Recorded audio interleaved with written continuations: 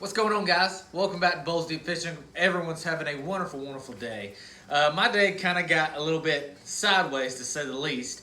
I was supposed to go fishing today, but then the storm that was rolling in tonight decided to come in early, so no fishing for Bowls Deep today.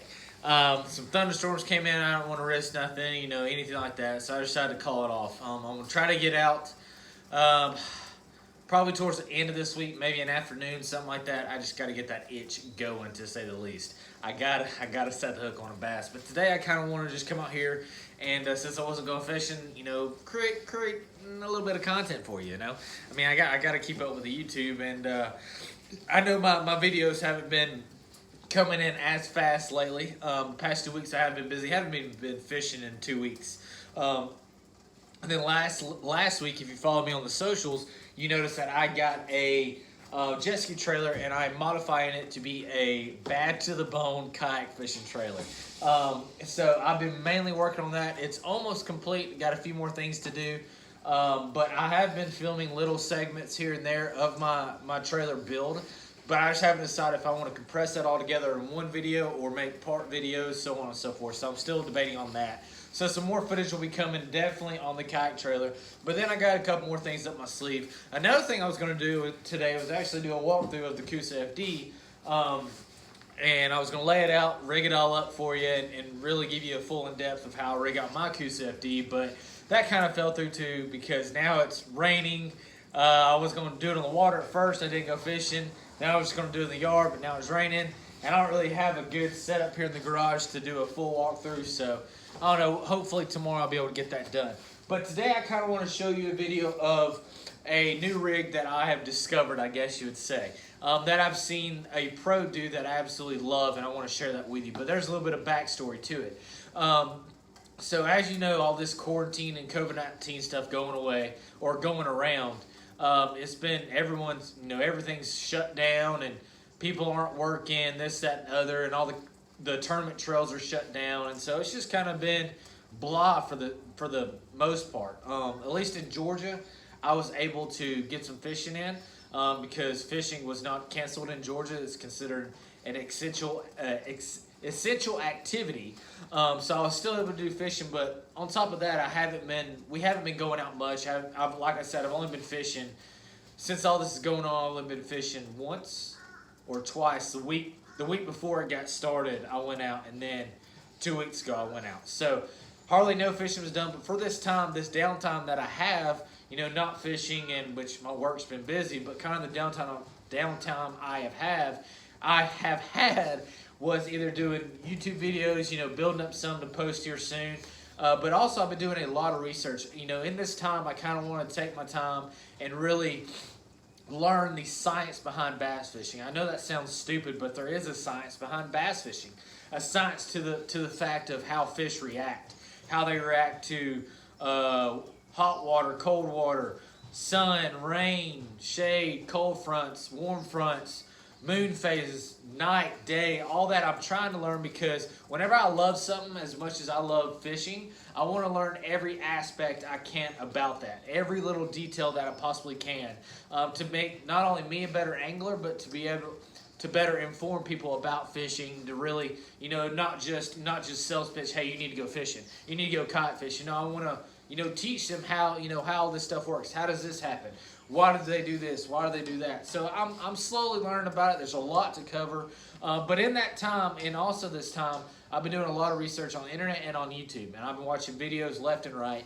And in Georgia, it's springtime here in Georgia. Some of the best fishing you'll ever come across right now is right now, but everyone's limited.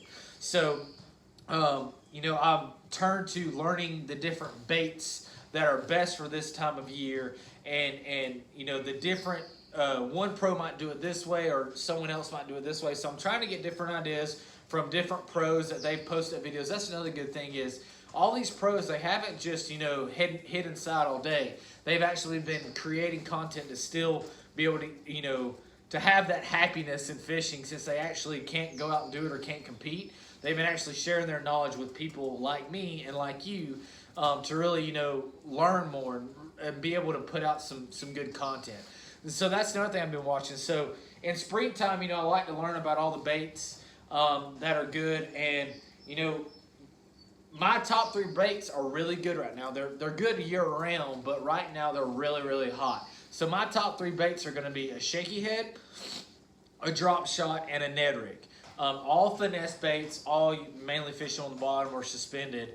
But I know I have confidence in those baits. I know if I give me those 3 baits, I can go out right now and I can catch a fish, guaranteed 110%. I have a lot of faith in those 3 baits. And so looking at those 3 baits, because they're hot right now in spring, I want to see, well, maybe there's an extra twist I can put on them to make them either a better bait or really just learn other techniques of how to fish these baits. So I started researching the shaky head. Everyone knows that's my go-to bait. That is my bait. That is the bait I'm best at. And so I wanted to first work on that one to see, you know, try to critique it a little bit, try to finesse it.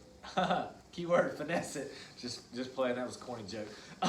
Finesse it up to try to make it, just to give it a little bit more edge on the fishing aspect. So I started, like I said, I started researching shaky head. I started looking at how Gerald Swindle fishes a shaky head, how Kevin Van Dam fishes shaky head. You know, all the top names, Kevin Van Dam, Gerald Swindle, B-Lat, Fluke Master, all these different people, just to see how, you know, what's their take on a shaky head. And about 5 weeks ago, Fluke Master posted up a video about a shaky head, just everything you need to know about a shaky head. So, you know, I picked up a few things from him, but then Brian Latimer, he fished the FLW Tour last year, did phenomenal in it, has a successful YouTube channel, and also I think he switched over to bass this year, but, you know, they canceled all the tournaments as of right now.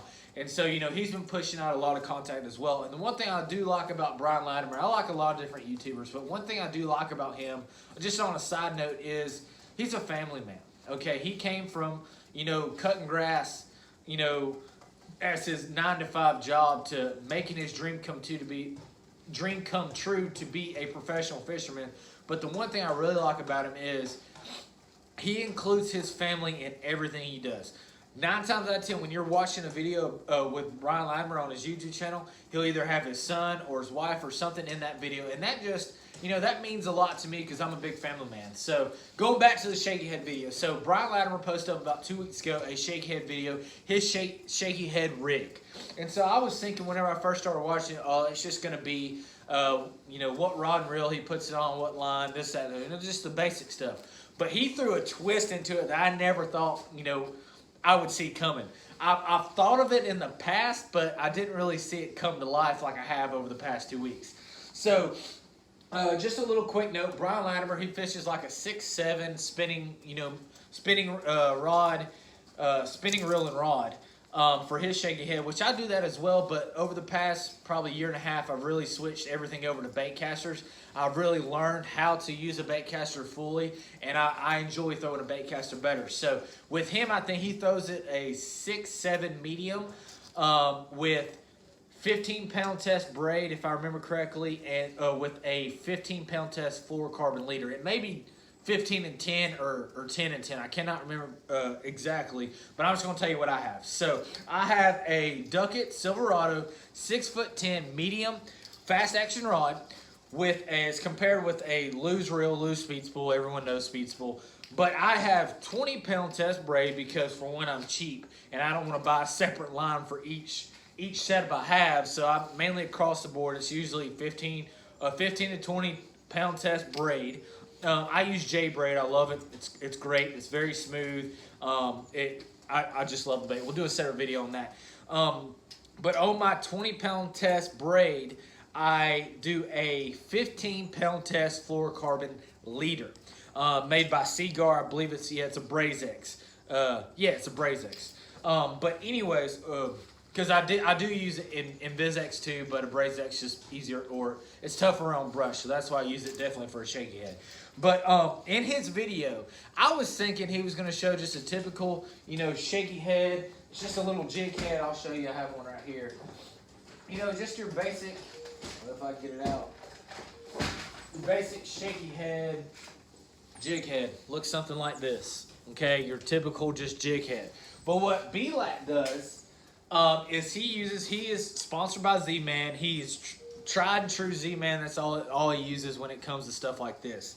And he's a firm believer in the Ned rig, just like I am. He uses a. Here, let me just pull one out of here. So with his shaky head, instead of using the traditional jig head, he uses a 1/5 ounce Z-Man shroom head. Okay, just right there.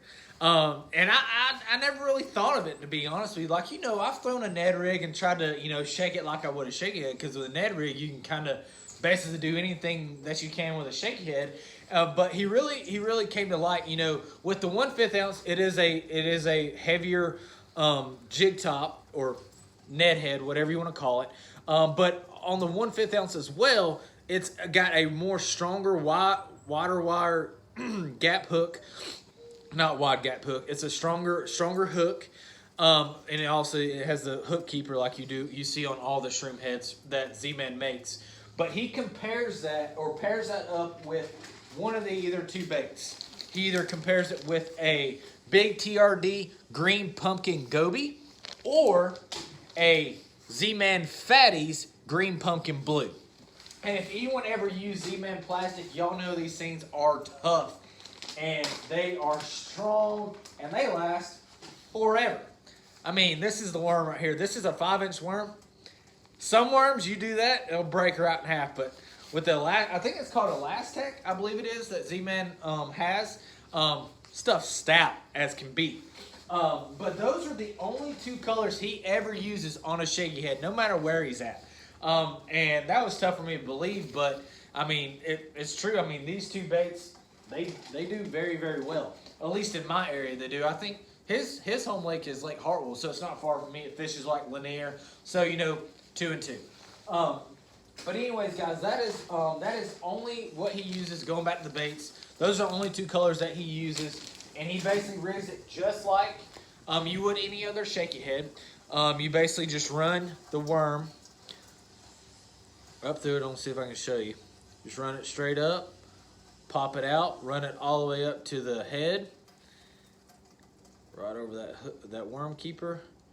All right, and then you can do it a couple different ways. You can either stick the bottom of the hook straight back through and then pop it in that way, or, which that was a terrible illustration there, but what I do is I basically just stick that hook in just a little bit, just to the end, where it just pokes out of the other side of the worm, and I just hide that a little bit, so whenever that fish bites down, immediately he's on the point. He doesn't have to bite down hard neither. That's why I like to run my worm just like that. And with this bait, this is the big TRD. Let me get some more slack.